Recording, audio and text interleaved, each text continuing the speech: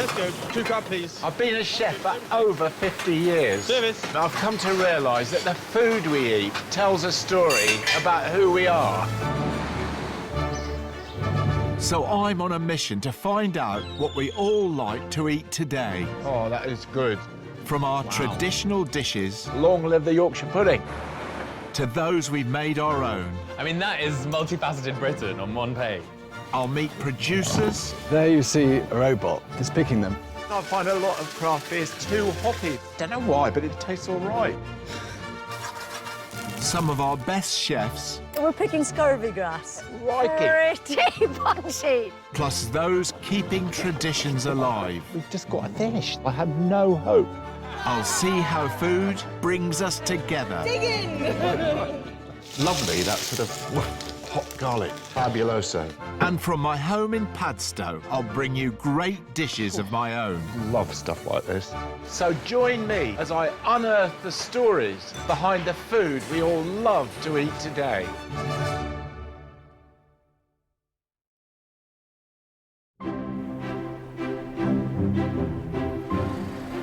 My food journey around the UK is taking me today to one of my favourite cities.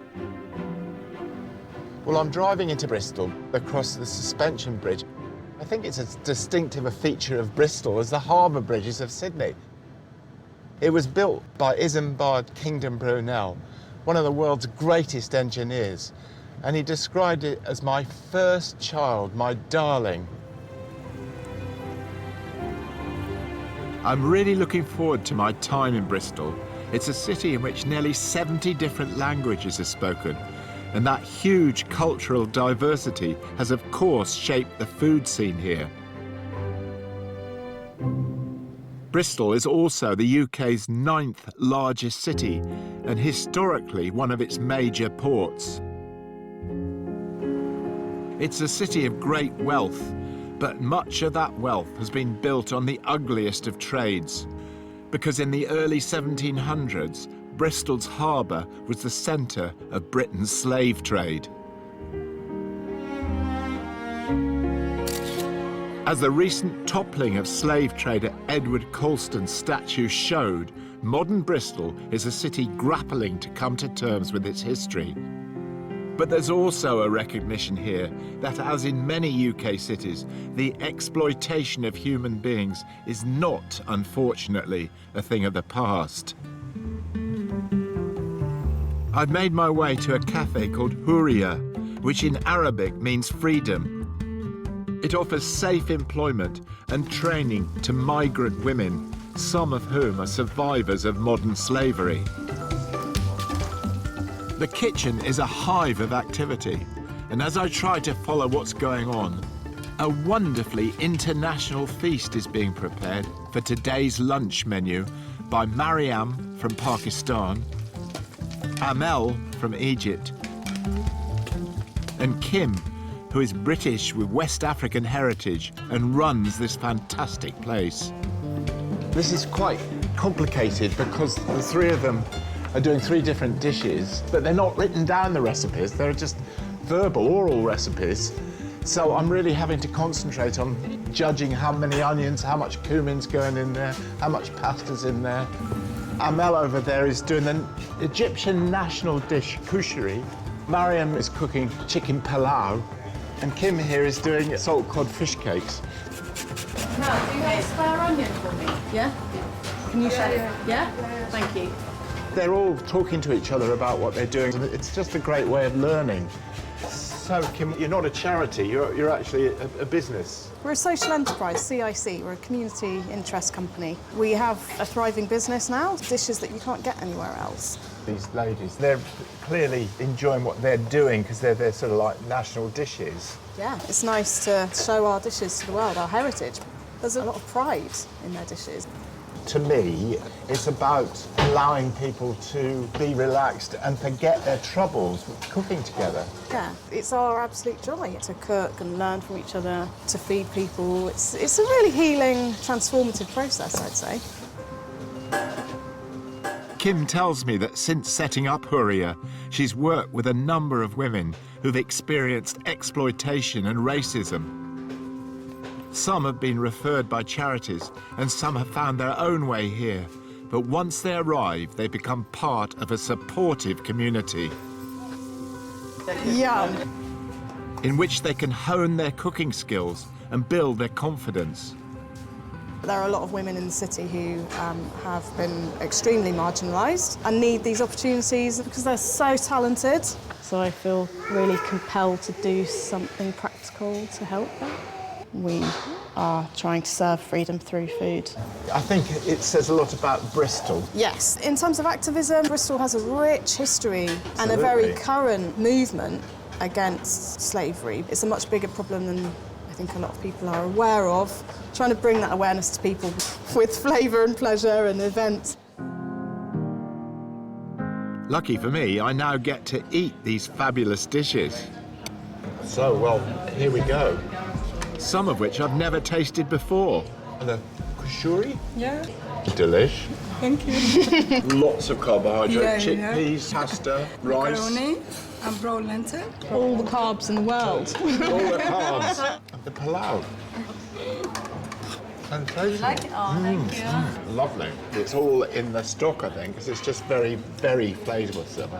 Yeah, it's lovely. The fish cakes. Excuse my fingers. Oh, go on, get in. I just love salt cod. It's quite an unusual flavour, but once you're used to it, you can't have enough of it. So I suppose these dishes remind you of home. Yeah, we eat this plow twice a week. Really? Yeah, this is our favorite dish, you know. Do you all love cooking? Yeah, I love it. It's all my life. I love cooking. Really? Yeah. This place, I feeling here like peace and safe, happy. We are here like family. Okay? If I tell her I'm scared to do something, she said, no, you can do it. Go on, I'm with you. I need Horia to do Horia, freedom. I can do it. Like, wow, oh my God, I can do it. I'm not a small chef, no. Oh my God, I can do it. So it must be very satisfying to you, Kim, to have them create such lovely dishes. I love cooking together, bringing our dishes together. It's such an eclectic mix of food. Well, I've just had a lovely morning. I must say, it's been really nice watching you work, and it's been quite moving in a way. It's just so nice to see people so happy, you know? And I just think that's what food does for us all. So cheers Cheers. to Huria.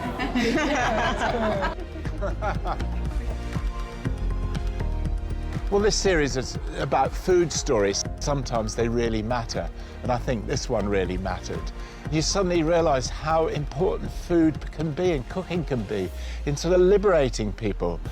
I mean, I think particularly Amel, when she was talking about what the community meant to her and what Kim meant to her, was just so moving, because she was genuinely saying, I've come alive. And we all came alive at that moment, I think.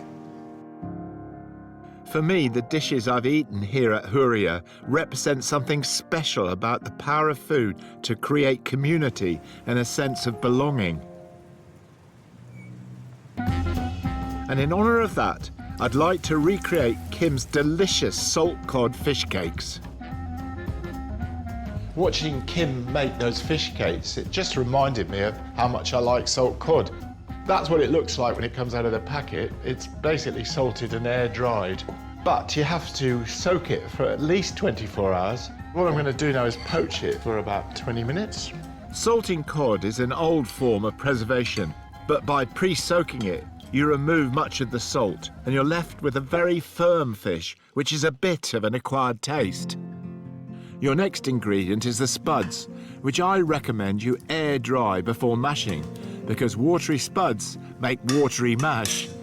For this recipe, Kim says don't add any butter or milk, but do add some red onion, red chilies, garlic, lime zest, and a handful of coriander. Once poached, break the fish up a bit. That's good. I did that just to assess how much salt was left in the cod. Then add it to your mix, along with some plain flour and an egg to bind everything together. Must say, it looks really nice. Plenty of pepper. I know we've got chilli in there, but I like the pepper.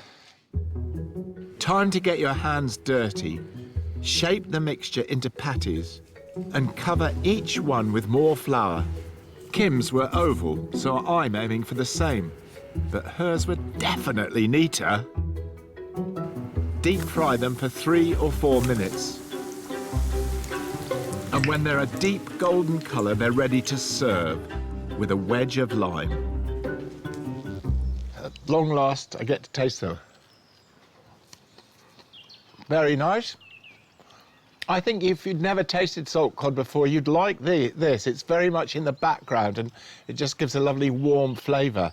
I hope Kim doesn't mind. I've added some aioli because I just love garlic mayonnaise with fish cakes.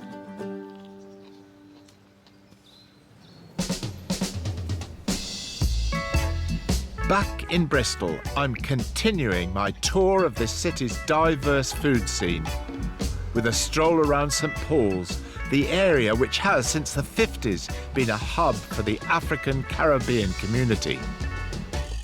Many first arrived here in the UK on ships such as the Empire Windrush as part of a scheme to supply industry with much needed labour after the Second World War. But the new arrivals were often met with hostility and racism. Struggling, a man a struggle now. Why them have to suffer so? I don't know. In 1968, hoping to challenge negative views about their community, some resourceful souls organised the first St Paul's Carnival. Still going strong today, a celebration of the true cultural diversity of Bristol. And as you wander around St Paul's, you'll stumble upon some striking murals of the Carnival's founders, including Barbara Dettering, who worked as a social worker and was known within the community as Auntie Babs. I must say they're very impressive, and indeed they were very important figures from the 60s, from the Windrush generation, who at a time of great racial intolerance and prejudice decided that they should get organised to try and change things for the community in St Paul's. And out of it came the St Paul's Carnival. And I've just picked up what Barbara Dettering actually said about her involvement. She described them as silent diggers who worked away in the background to get their point across and change the lives of future generations. And that's why they're so important. And she said, don't aim for the trees, because you fall at the trees, you fall on the ground. You've got to aim for the skies. And then it says, don't let anyone dissuade you from what you want to do. The African Caribbean community have since established themselves at the heart of the city. And both their culture and, of course, their food have spread way beyond the confines of St Paul's. In the suburb of Fish Ponds is a Caribbean takeaway that's causing quite a buzz. Gulu's Kitchen opened in 2021, and its curry goat, peppered steak and jerk chicken have been a hit with Bristolians of all backgrounds ever since.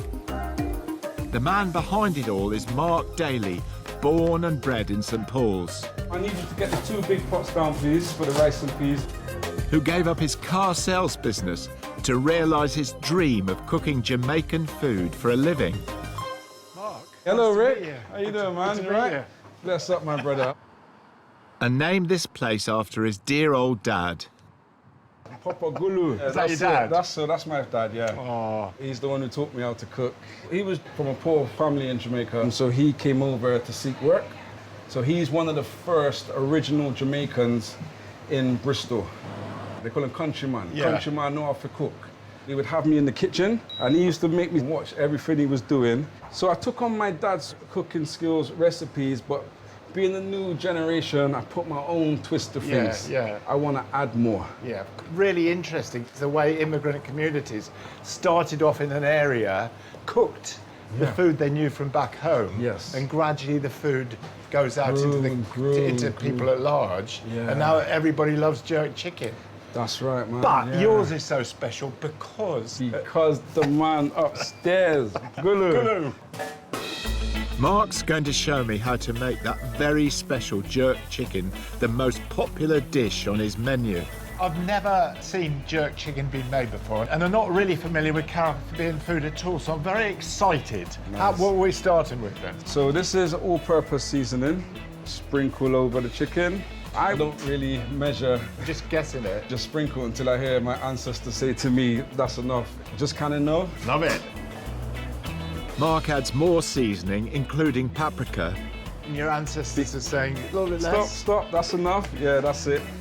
Garlic powder, black pepper, and chili flakes. Again, until he says that's enough. I'm going to put, listen to your ancestors. That's right. I'm not sure what my ancestors would say about all this. Just really get those flavors working in there. My mum Dorrie, who was a brilliant cook, but of her era regarded even garlic with hearty suspicion. How far tastes have moved on since then. We have been told that we've got the best jerk chicken in Bristol. Yeah. Some people's never ate it before and they're just like, what is that smell? And I tell them that's the smell of Jamaica. Oh, that's lovely. You obviously love what you're making, No, and you that's put it. that love in there. That and is your ancestors it. love too. That is the final ingredient. The next step is the magic. My homemade jerk rub. On top of the seasoning, Mark will marinate his chicken in a mix containing vegetable oil, vinegar, and onion. Most important ingredient, Scotch bonnet pepper. Very, very hot. Fierce and deadly. Smell that. Oh, that's the smell of Jamaica, I guess. That's it, man. Secret weapon. As well as the Scotch bonnet, in goes thyme, half a peeled lemon, spring onion. The Jamaicans call it scallion. And garlic. Also allspice or pimento, which grows in abundance in Jamaica. Pimento seeds I use in a lot of my seasonings. Even in the rice and peas, it just gives it that extra flavour. A few more spices, herbs and seasonings go into the mix. And then at the end, put in a bit of browning for colour and flavour.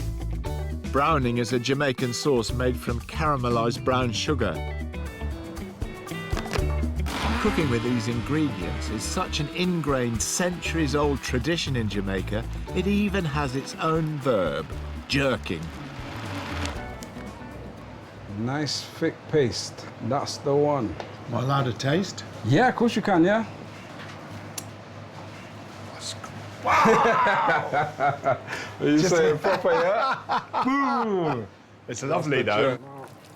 Once the meat is coated in the marinade, it's left overnight. And that there is the perfect Gulu's Kitchen jerk chicken, and then cook him up on the jerk pan. In days gone by, the cooking of jerk meat would have taken place in a fire pit in the ground. But the modern equivalent is a steel drum, or what's known as a jerk pan. It's a 44-gallon drum, which they also use for the steel vans. I just love that recycling of materials. The meat should be cooked until it's charred on the outside. Topped with a bit of homemade gravy, Mark's jerk chicken is definitely the real deal.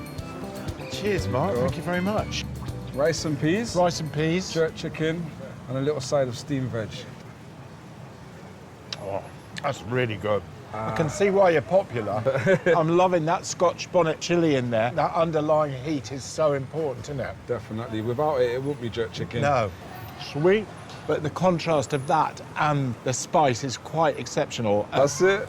It's all about the flavours. Oh, flavour. Top flavour. It really tastes like it's been on that barbecue. Yeah, that's the authentic Caribbean Gulu's Kitchen jerk chicken. Glad you enjoyed it. Boom, bless. Cheers.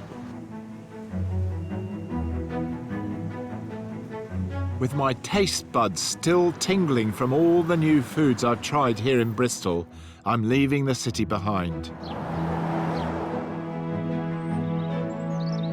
And heading further into the wonderful West Country, my home turf. But the food I'm going in search of next is another one that's pretty new to me. My destination is Warminster Farm, where veg is grown and then fermented to create condiments like kimchi and sauerkraut, all the rage at the moment, because apparently fermented food is extremely good for you. The owner of this beautiful spot is Peter Prescott. Peter, Hello, Rick. it's such a lovely part of the country. All right. Who used to run hotels and restaurants in London, and now, with the help of local chef Byron, spends his time creating ferments, as he calls them. We're going to make a ferment called curtido, which is a relish or a slaw from Central America. Byron's is going to core the cabbage, which we've grown here at the farm. A lot of people, I think, put off the idea of fermented vegetables that's going to be a bit sour or a bit fizzy. But not this recipe. This is a very light ferment. There is a bit of tangy sourness to it, but it's more about lime, chipotle, zinginess rather than sourness. It sounds good and Mexican, I must say. Lots of countries have a tradition of fermenting raw veg with a little salt, just letting time and natural bacteria do their work. But it's a relatively new thing to us here in the UK. I mean, it's quite sort of trendy now, fermenting things, isn't it? But why do you think it hasn't got a long history in Britain, then? We have more of a culture, I think, and a history of pickling. But it's an ancient technique. It's probably older than... It is older than cooking. Preserving things, fermenting things, it's ancient process. So what happens now? So we need to weigh the ingredients and add 2% of sea salt into there. It's Cornish sea salt. Oh, well, of course. Of course. Nothing but the best. We do generally use that. Do you? Yes. All vegetables on the outside have a good bacteria. Yeah. And when we combine them with the salt, it creates this brine. And the longer you ferment it, the good bacteria starts to multiply because it's alive, it's starting to evolve. The live bacteria in fermented foods improves your gut health, which, so they say, can boost your immune and digestive systems and even enhance your mental health. But what I want to know is, does it taste nice? So Peter and Byron have assembled various concoctions for me to try, which have been fermenting away for between 1 and 4 weeks. So this is the one you've just shown how to make, the curtido. Go ahead, bon appetit. Very lovely.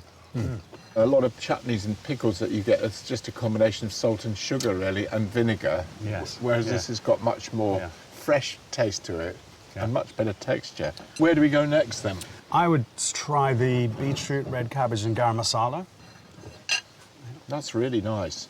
It's almost like the essence of beetroot, that. I love that with roast red meats. It just makes cooking the meal so much easier as well. You just focus on getting the roast right, and then you've got this perfect accompaniment. OK, next. This is such fun. I would go then the Jerusalem artichoke with horseradish.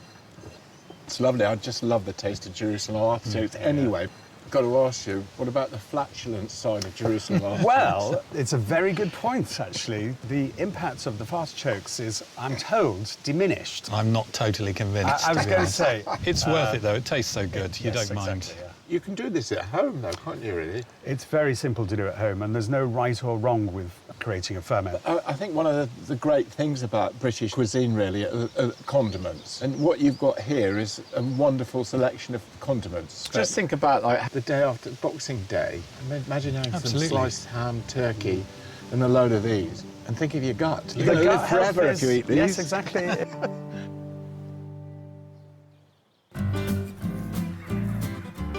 It's a warm day in Padstow, perfect for a spot of outdoor cooking. I've decided to use that delicious curtido in a Mexican burrito, one of those foods from afar which we've absolutely made our own. And I'll pack it with flavour, starting with chicken breasts, grilled on the barbecue and spiced up with a homemade seasoning. It's a mixture of black and white pepper, 2 types of dried Mexican chilies, pasilla chilies and chipotle chilies, and salt. Those will need to sizzle away for about 10 minutes. They look pretty well done. So, slice the chicken thinly and keep it warm under some tin foil while you get on with the refried beans. Make sure your pan is really hot and then add some lard. the Mexicans always use lard in this dish. You can use oil if you like, but I'm very pleased to report that lard's now good for you. It used to be very bad for you, it's now good for you. Well, so some studies say anyway. As your onions start to soften, throw in some garlic and oregano. It's really nice cooking things outdoors. You feel liberated. You feel al fresco. Then add some black beans or kidney beans if you prefer. Stir them all around. Incidentally, refried beans are not, as the name implies, fried twice. Actually, the Spanish word refritos simply means well fried. Once they're done, mash them up, and that's the hard work over. Yum. To assemble my burritos, I'm using warmed flour The tortillas. secret with all these sort of rolled up things is don't have too much filling. So I'm going to be a bit mean here with the chicken. And again, a bit mean with the refritos. As generous as I can with curtido. Some salad for texture and chili for kick. Bit of crumbly Lancashire cheese. Coriander. And a dollop or two of sour cream. And finally, at the end, some chipotle, shop-bought in a spicy Mexican marinade called adobo. So now to roll this up, just in the sides like that, then up and over.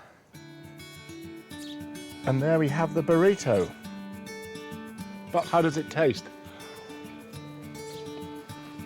Oh, fabulous.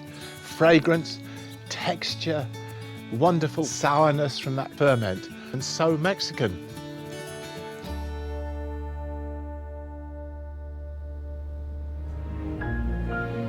It's so interesting to me that during my time in and around Bristol, I've eaten dishes from all corners of the globe, from Egypt to Pakistan, to Mexico and Jamaica.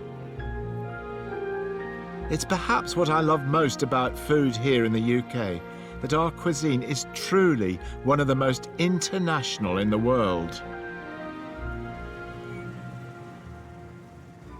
Next time, I'm in Suffolk. Do you still love what you do? I do, yeah. Can't say as I'm quite as sprightly as what I was. During the club? Oh.